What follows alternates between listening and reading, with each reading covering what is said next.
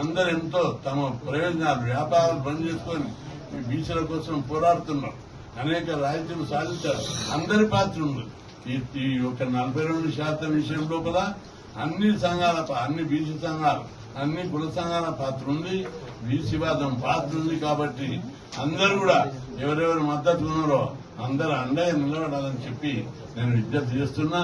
42% కాపాడుకోవడానికి ఎంతకైనా తెగించి పోరాడదామని ఎంత కోసమైనా ముందుకెళ్దామని చెప్పి విజ్ఞప్తి చేస్తూ తప్పనిసరి ప్రభుత్వం చిత్తశుద్ధితోటి ఎత్తుగడలతోటి మీరు ఎట్లా ఇచ్చారు కాబట్టి దీన్ని కాపాడడానికి హైకోర్టులో సుప్రీంకోర్టులో కేవేట్ ఫైల్ చేయాలి.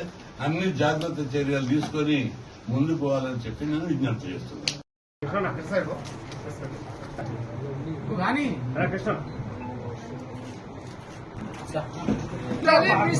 ఐక్యత